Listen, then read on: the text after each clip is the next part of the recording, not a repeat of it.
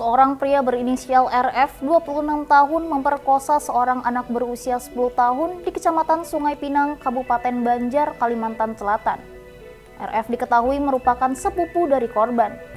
Penyidik Satuan Reserse Kriminal Polres Banjar menjelaskan bahwa pelaku menyekap korban di rumahnya kemudian mencekik korban sampai lemas.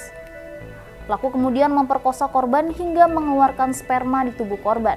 Panik mendengarkan teriak sang ibu yang sedang mencari anaknya, pelaku langsung panik dan langsung membunuh korban dengan kondisi lemas dan memutilasi korban. Pelaku kemudian membawa jasad korban ke kebun sejauh 2 km dari rumah pelaku dan kembali memutilasi korban. Saat ditemukan, kondisi korban sudah tinggal tulang tanpa kepala. Sementara kepala korban ditemukan 200 meter dari TKP jasad ditemukan. Saat ini, jasad lengkap korban sudah diserahkan ke keluarga dan dimakamkan dengan layak. Terkait dengan kasus ruda paksa atau kejahatan seksual yang dialami atau diderita seorang anak perempuan berusia 10 tahun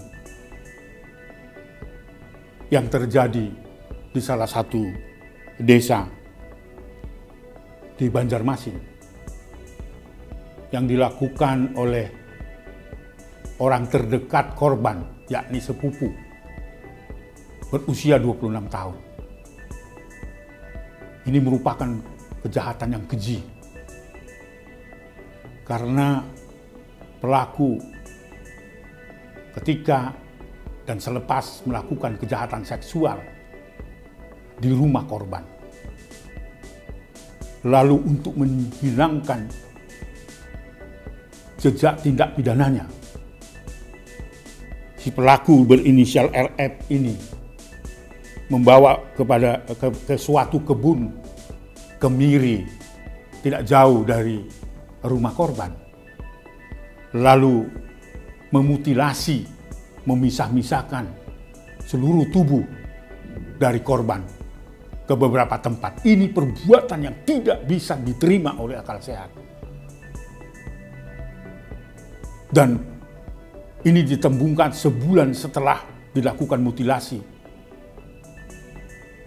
Maksud saya ini terbongkar kasus ini setelah pemilik kebun kemiri menemukan seonggok rambut dan tengkorak dari korban.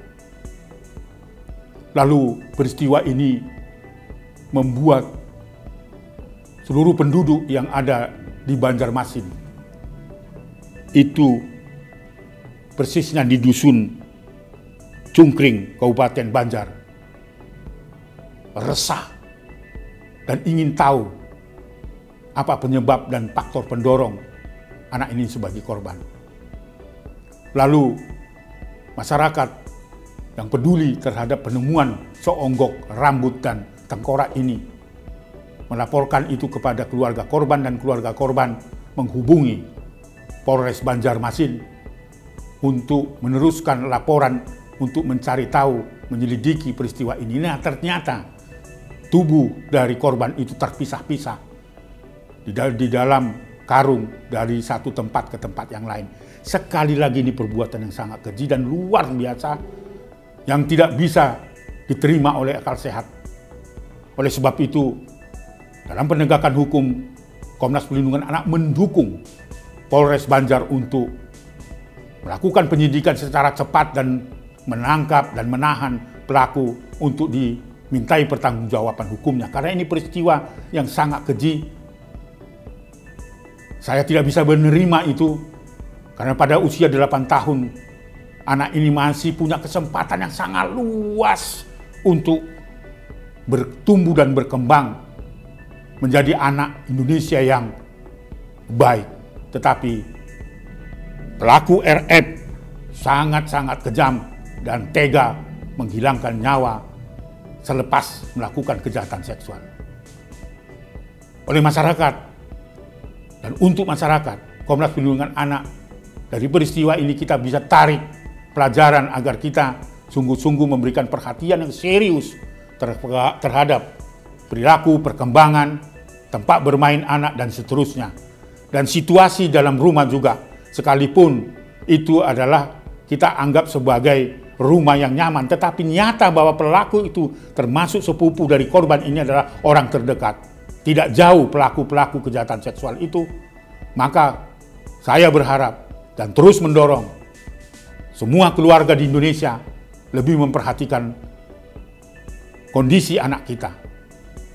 Sekali lagi, saya berharap penegakan hukum itu akan terjadi sehingga keadilan bagi keluarga korban. Ya, kita tahu bahwa korban sudah meninggal, tetapi peristiwa ini harus menjadi pelajaran dan kita gunakan momentum kasus ini sebagai gerakan kita bersama untuk menyelamatkan anak-anak dari tindak kekejian dari orang-orang terdekat dari anak itu.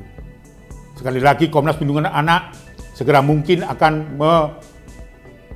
membentuk tim litigasi dan rehabilitasi sosial di Banjar untuk mengawal kasus ini dan memberikan terapi kepada keluarga korban.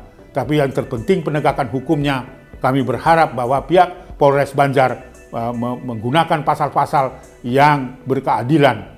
Saya berpesan Undang-Undang 17 tahun 2016 bisa diterapkan dan kemungkinan juga kita bisa mencari dan mempelajari undang-undang TPKS yang baru disahkan itu mengenai definisi kekerasan yang terjadi dan dialami oleh adik kita yang berusia 10 tahun berinisial PWU. Sekali lagi, mari kita hentikan segala bentuk kekerasan dan kejahatan seksual terhadap anak. Sekian Komnas Anak Update kali ini. Nantikan informasi selanjutnya di Komnas Anak Update. Untuk kepentingan terbaik anak, jangan lupa untuk terus dukung Komnas TV Anak dengan cara like, komen, share, dan subscribe.